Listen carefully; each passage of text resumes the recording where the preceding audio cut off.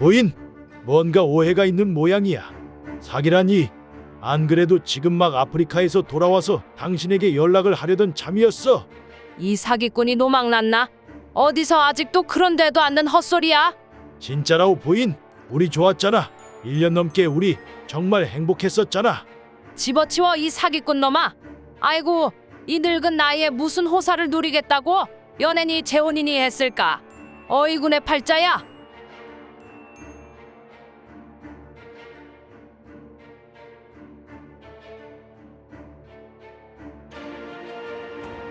안녕하세요. 저는 정금이라고 하고요. 사기 피해자입니다. 그래서 그 사기꾼 놈이 할머니에게 어떤 거짓말을 했나요? 최대한 빠짐없이 모두 말씀해 주세요. 어떤 거짓말을 했냐고요? 모든 것이 다 새빨간 거짓말이었죠. 그래도 몇 가지만 추려서 말씀드릴게요, 변호사님. 지금부터 피해 진술을 시작할게요. 그 사기꾼이 저에게 한 첫 번째 거짓말부터 말씀드릴 거예요. 1년 전 사별한 남편을 보기 위해 납골당을 찾아갔을 때였어요. 여보, 잘 지내고 있소? 나는 아직도 당신이 너무 보고 싶어. 보고 싶으니깐 꿈에라도 한번 나와줘. 휴, 내가 무슨 말을. 이만 가보. 손수건을 꺼내 눈물을 닦고 돌아서려고 한 그때 안녕하세요. 혹시 남편분을 보러 오신 건가요? 고개를 돌려보니 웬 멀끔하게 생긴 노신사가 서 있었어요. 네, 맞아요. 제가 혼자 너무 시끄러웠죠. 미안합니다. 아, 별 말씀을요.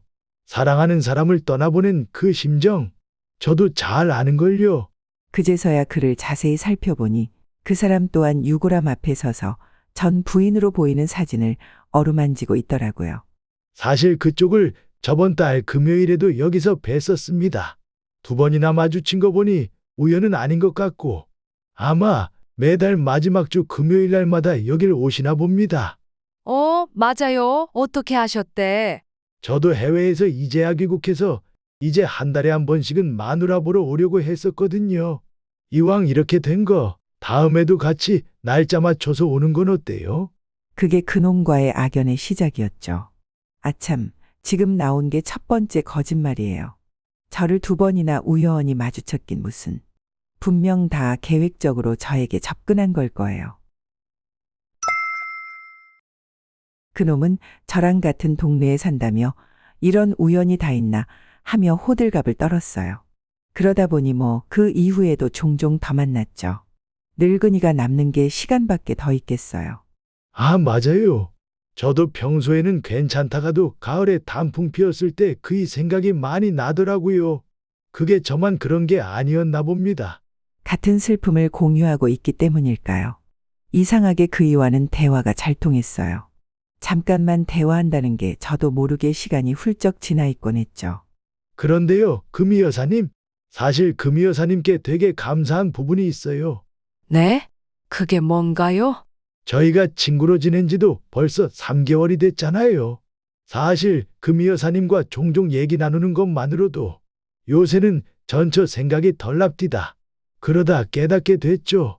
아, 내가 지금 행복하구나 하는 것을요. 처음에는 내가 이렇게 행복해도 되나 죄책감도 느껴지고 했었는데 이제 안 그러려고요. 그래서 말인데 저는 숨죽인 채 그의 다음 말을 기다렸어요. 앞으로 저희 행복한 시간을 여사님과 함께 하고 싶습니다. 그러니 금희 여사님, 저희 한번 정식으로 교제해보는 것이 어떻습니까? 당황스러웠냐고요? 아니요. 약간 놀라긴 했지만 기다려왔던 말이었어요. 오히려 다 늙은 몸뚱아리에도 소녀의 마음이 들어찰 수 있게 해준 그놈에게 고마운 마음까지 들었어요. 저는 속으로 사별한 남편을 떠올렸습니다. 여보, 미안해.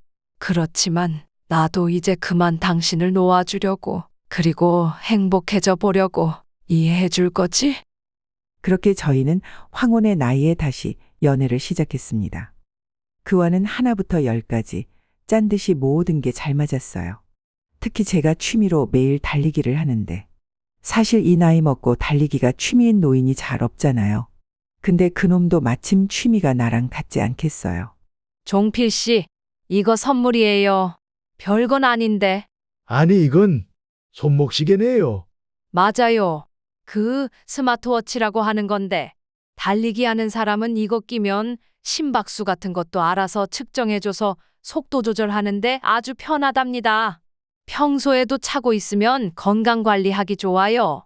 그놈은 제 선물이 마음에 들었는지 아니면 그저 제 환심을 사기 위해서인지 제가 사준 시계를 항상 꼭 차고 다녔어요.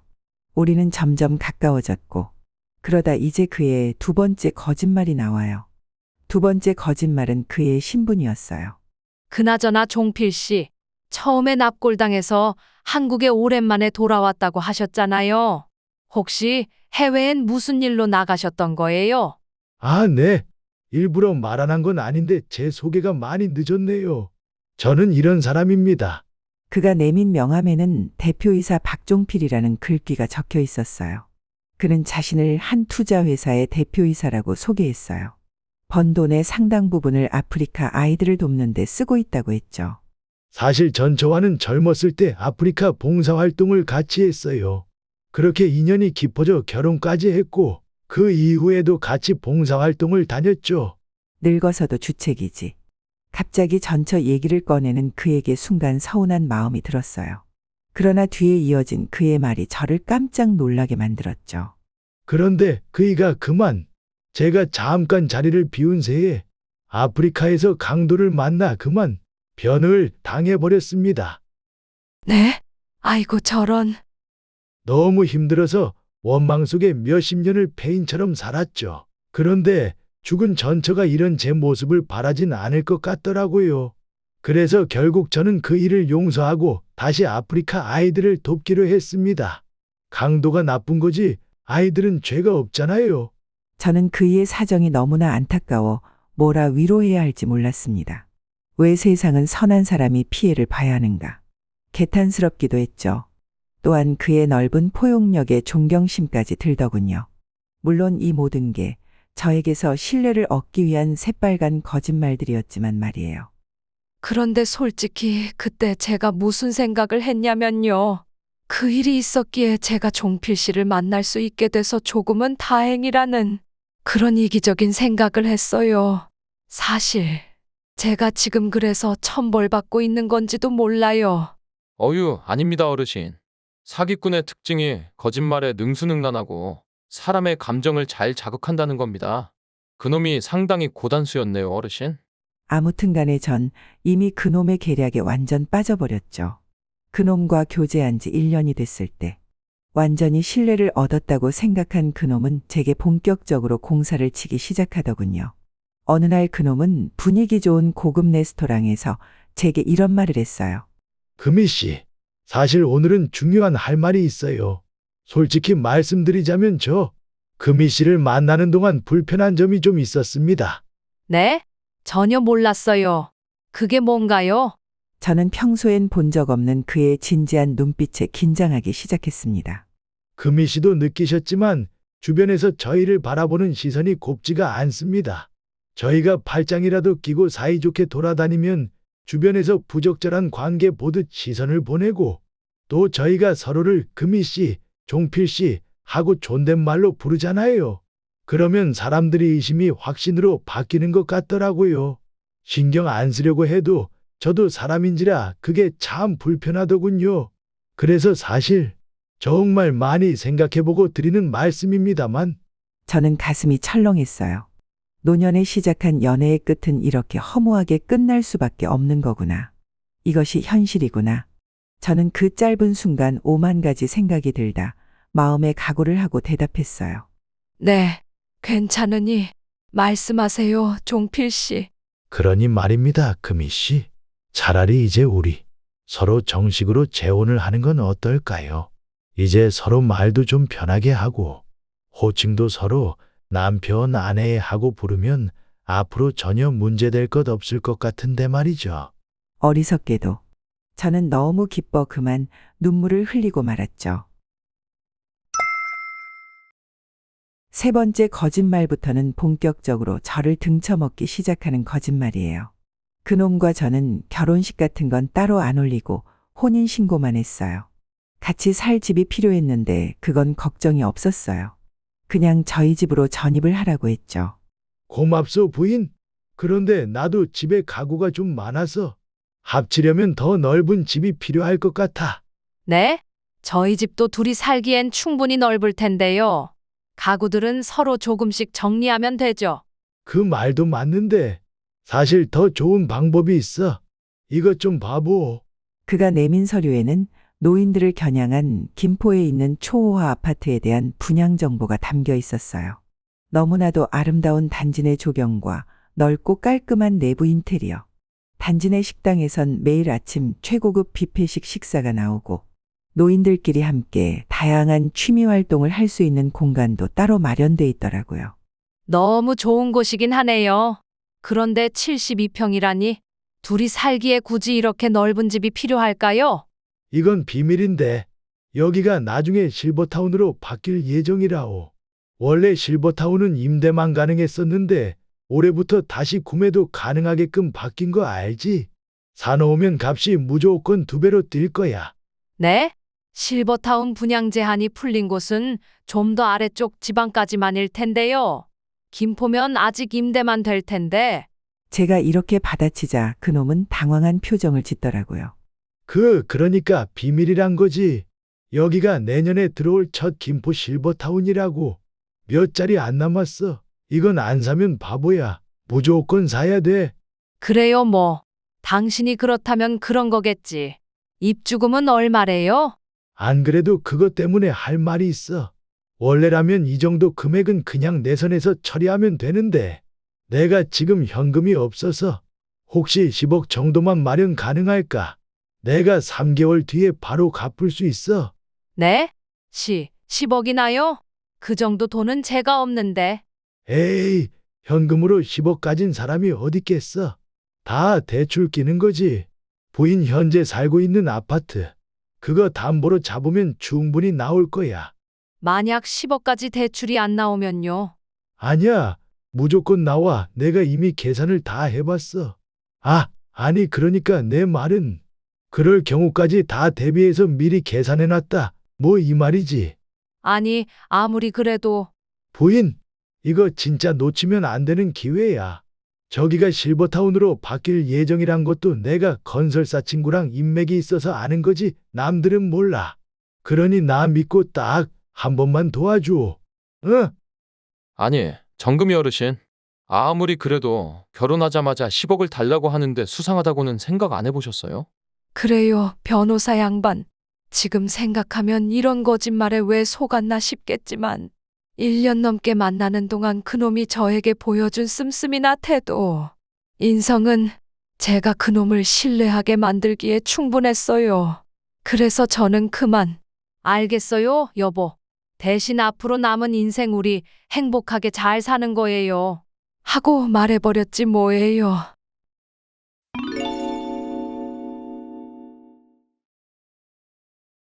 그 이후로는 뭐 뻔한 얘기랍니다. 저는 바로 은행에 대출을 받으러 갔죠. 어르신, 지금 살고 계신 집 담보로 잡으면 딱 10억까지 대출이 나오긴 해요. 그런데 요새 노인들을 상대로 한 보이스피싱이 기승이라서 여쭤보는 건데요. 혹시 누군가가 이체를 요청하거나 대출을 권유한 적이 있으세요? 네? 네, 있죠. 근데 걱정하지 마세요. 제 남편이 그런 거니까요. 실례지만 어르신, 아무리 남편분이라 해도 10억을 대신 대출해달라고 하시는 건 좀 이상해서 그런데 혹시 이 금액을 어디다 쓰시려고 하는 건지 목적을 알 수 있을까요? 이봐요. 이상하다뇨? 말을 뭐 그렇게 하십니까? 남편이랑 얘기한 게 있어요. 괜찮으니 그냥 빌려주세요. 정말 괜찮으신 거죠? 그럼 정금이님 명의로 10억 대출 지금 실행하겠습니다. 내가 미쳤죠, 정말. 이때 은행 원분 말을 귀담아 들었어야 했었는데 어쩌자고 옳은 말해준 분께 오히려 면박을 줬었는지. 에휴, 내 팔자 내가 꼰 거죠. 제가 입이 10개라도 할 말이 없어요. 사기친 놈이 나쁜 거죠, 어르신? 너무 자책하지 마세요. 아무튼 그래서 이후엔 어떻게 됐나요? 어떻게 되긴요. 대출금 받자마자 그놈에게 입금해줬죠 뭐. 곧 그놈한테 기다렸다는 듯 전화가 왔어요. 그놈은 아주 태연하게 이렇게 말하더군요. 그래, 부인. 지금 10억 들어온 거 확인했어. 그런데 지금 큰일이 나버렸어. 네? 큰일이요. 어떤, 내가 아프리카에 1:1 후원해주던 아이가 있었는데 그 아이가 지금 병으로 쓰러졌다네. 지금 급히 가봐야 할 것 같아. 네? 아이가 쓰러진 건 안타깝긴 한데, 당신이 가서 뭐 하시려고요? 뭐 헌혈을 해주던가 뭐라도 할 일이 있지 않겠어. 나 지금 급하게 나가게 된 거라 당분간 전화가 안 걸릴 거야. 내가 이따 다시 연락할게. 여보세요? 여보세요? 하필 막 입금을 끝내자마자 해외로 나갈 일이 생겼다. 그것도 공교롭게도 하필 이때 아이가 쓰러져서 저는 이때부터 뭔가 수상함을 느끼기 시작했어요. 그리고 그제서야 내가 무슨 일을 한 거지. 정신이 갑자기 화악 들더군요. 아니겠지. 아닐 거야. 며칠에 걸쳐 그놈에게 전화를 걸었지만 당연히도 착신이 불가능한 번호라 뜨더군요. 그래도 뭐 어떡하겠어요. 그놈 말이 사실이길 바라며 돌아오길 기다릴 수밖에. 그렇게 기다린 지 2주일이 됐을 때 저는 그놈의 4번째 거짓말을 알아채곤 엄청난 충격을 받고 말았답니다. 그게 뭔가요, 어르신? 그놈 말이 사실이든 아니든 사람이 2주일째 연락이 안 되면 일단 경찰에 신고는 해야 하잖아요. 그래서 했지. 그런데 접수를 하는 도중에 경찰이 그러더라고. 어르신, 지금 인적사항 조회해보니까 어르신 말씀하신 박종필이라는 사람과의 재혼 사실은 안 나오는데요? 네, 그게 무슨... 실례지만 주민센터에 혼인신고는 하셨을까요? 아니 그게... 저는 그때 바빠서 남편이 대신 해준다고 했는데... 어르신, 다시 한번 조회해봐도 박종필이라는 분과의 혼인 기록은 없습니다. 아니 이럴 수가. 그러면 내 10억은? 아이고, 그게 어떤 돈인데... 어르신, 그게 무슨 말씀이세요? 남편분 실종신고 하러 오신 거 아니세요? 저는 경찰에게 자초지종을 설명해드렸고 경찰은 깜짝 놀라 말하더군요. 어르신, 아무래도 사기를 당하신 것 같습니다. 상황이 너무 말이 안 돼요. 그래요. 그놈의 4번째 거짓말. 애초에 그놈이 저랑 혼인했다는 사실 자체도 거짓말이었던 거였어요. 제 진술은 여기까지예요, 변호사님. 어떻게 제 돈을 돌려받을 방법이 없을까요? 정말 유감입니다만 일단 그놈을 잡아야 돈을 돌려받던가 말던가 할 거예요. 문제는 단서가 너무 없단 거예요. 이미 경찰에 사기 접수를 하셨다고 하셨으니 기다려보는 수밖에. 아이고, 아이고, 그놈이 사기꾼인 걸 알았을 때부터 피가 거꾸로 솟는 기분인데 며칠이 걸릴 줄 알고 마냥 기다리기만 하나요? 너무 안타깝습니다, 어르신. 혹시 그놈을 잡을 수 있는 다른 단서는 없을까요? 충격에 빠져 정신이 멍해져 있던 제 머릿속에 불현듯 한 가지 생각이 떠올랐습니다. 방법이 하나 떠올랐어요, 변호사님. 그 방법은 바로... 며칠 뒤 배달 왔습니다. 계십니까? 아무도 안 계십니까? 시킨 적 없어요. 아니요, 여기 맞는데요. 장미호텔 1201호. 아니, 시킨 적 없다니까요. 사람이 아니라고 하면 아닌가 보다 하지. 오밤중에 뭐 이리 문을 두드려 대요. 배달지 착각한 거 아니야? 화가 난 그놈이 문을 열었고 그때 이놈이에요. 이놈이 제 10억을 사기친 그 박종필이라는 놈이에요. 그놈의 얼굴을 정확히 알아본 저는 바로 외쳤고 형사님은 바로 그놈을 제압했어요. 아니요, 맞게 잘 찾아왔네요. 수갑 배달이요. 박종필, 아니 곽두칠 씨. 당신은 사기죄, 유사혼인죄, 특정경제범죄, 가중처벌법 위반 혐의로 현시간부로 체포됩니다. 당신은 묵비권을 행사할 권리가 있고 변호사를 선임할 권리가 있습니다. 아니, 증거는 하나도 남기지 않았는데 대체 어떻게? 이때 이놈의 일그러진 표정을 보는 게 어찌나 통쾌하던지요. 이놈을 어떻게 잡을 수 있었냐고요. 며칠 전 변호사님과 얘기할 때 방법이 하나 떠올랐어요, 변호사님. 스마트워치. 제가 그놈한테 사준 스마트워치에 위치 추적 기능이 있어요. 그놈은 이 사실을 모르겠지만요. 편리하다면서 비싼 명품 시계 놔두고 맨날 그 시계만 차고 다녔으니까 아직도 차고 있을 수도 있어요. 그렇게 형사님에게 다시 연락이 온 건 불과 이틀 뒤였어요. 어르신, 지금 저랑 같이 동행해 주셔야 할 것 같습니다. 어디를 말인가요, 형사님? 그놈 위치 추적을 했는데 이게 위치가 서울 강석으로 바로 잡히네요? 네? 그게 무슨 아프리카가 아니고요? 네. 요 며칠간 이놈의 위치를 추적해보니까 용산, 김포, 그리고 강서구의 한 호텔로 이동 동선이 그려지네요. 왜 그동안 그놈이 아프리카로 간다고 한 말을 고지곳대로 믿고 있었던 걸까요? 다행히 그놈은 왜인지는 모르겠지만 아직 한국에 있었어요. 설마? 어이구, 어쩐지 나 만날 때도 중간중간 연락이 안 되더라니. 형사님, 저놈이 왜 저기를 왔다 갔다 하는지 알 것 같아요. 네? 뭐 때문인가요? 아마 지금 저놈이 하려는 짓은요? 저 말고 다른 피해자에게 사기를 치고 있는 중인 것 같아요. 용산은 제가 그놈을 처음 만난 납골당이 있는 곳이고, 김포는 그놈이 말한 실버타운 아파트가 있는 곳이거든요.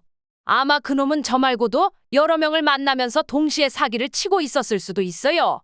만약 그 추측이 사실이라면 그놈이 아직 해외로 뜨지 않은 이유가 납득이 되네요.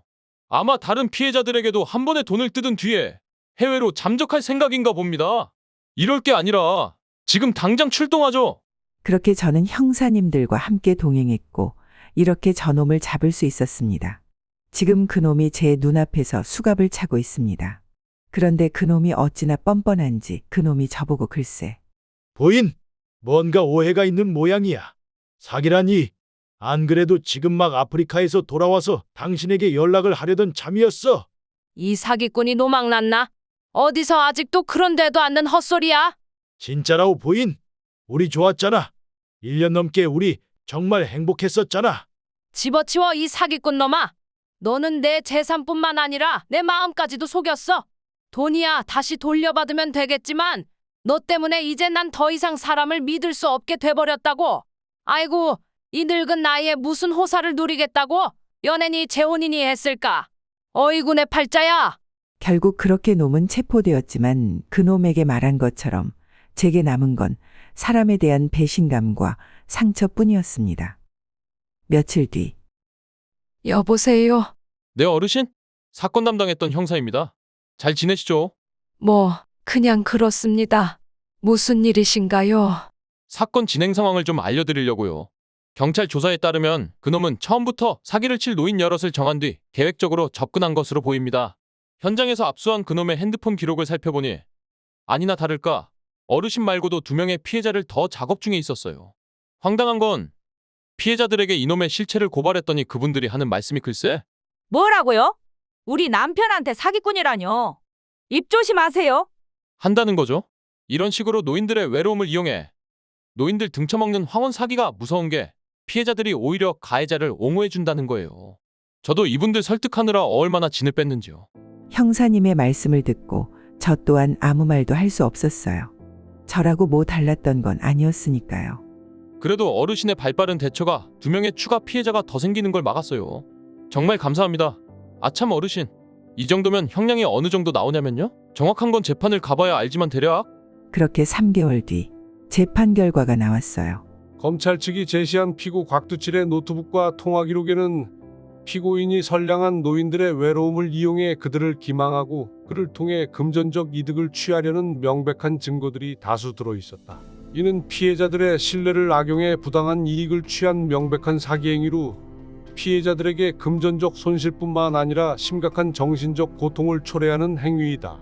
특히 다수의 피해자를 대상으로 한 점에서 죄질이 매우 좋지 못한 바, 이에 본법원은 피고인을 특정 경제범죄 가중처벌 등에 관한 법률 제3조에 따라 징역 20년을 선고한다. 이상.